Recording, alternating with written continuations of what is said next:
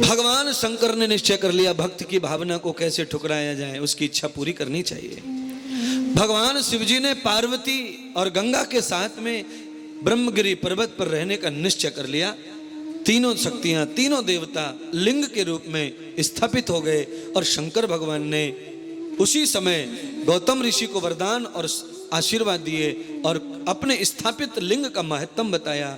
कहा, देखो गौतम, जिस ब्रह्मगिरी पर्वत पर तुमने तप किया है, जो कुंड तुमने खोदा है अक्षय जल का, इस जल में आकर के कोई अपने पितरों की पूजा करेगा, कोई श्राद्ध की पूजा करेगा, कोई तर्पण की पूजा करेगा, उसके पितरों के और उसके 7 पीढ़ियों के पाप समाप्त हो जाएंगे। ये लिंग की महिमा ऐसी होगी, इस जल की महिमा ऐसी होगी।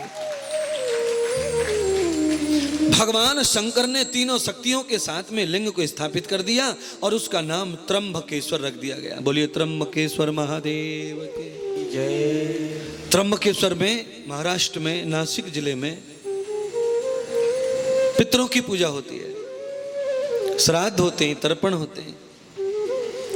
जो गया जी में होता है वो वहां भी होता है। ये सब हम नहीं कर सकते।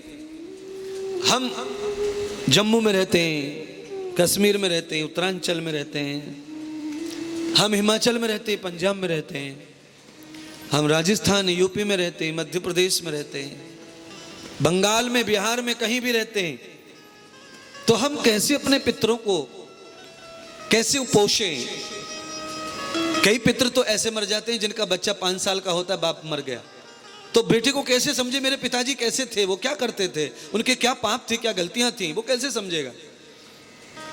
तो हम अपने पितर का, अपने पिता का ऋण कैसे चुकाएं, उनकी मोक्ष कैसे करें, उनकी गति कैसे करें?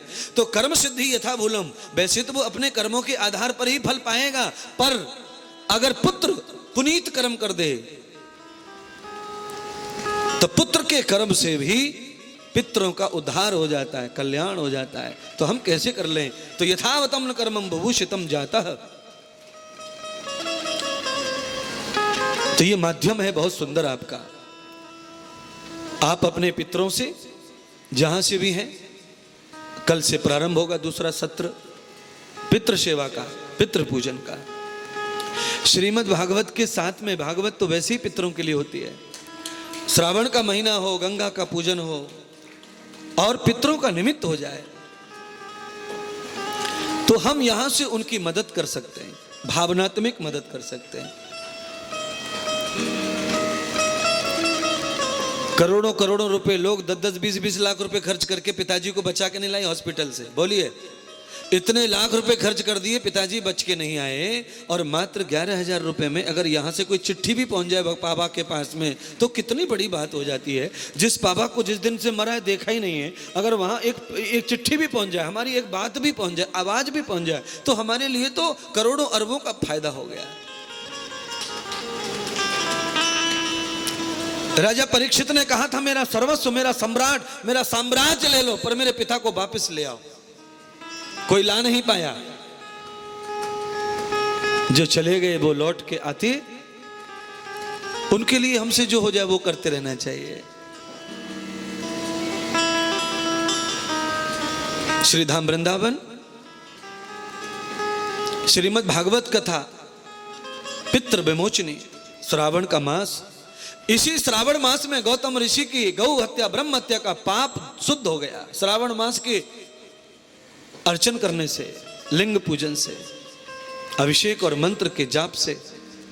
इसीलिए मैं तो सारे देश के लिए कर रहा हूं, ये समस्त हिंदुओं के लिए कर रहा हूं, यजमान के लिए हो रहा है, कलश जिनके रखे उनके लिए हो रहा है।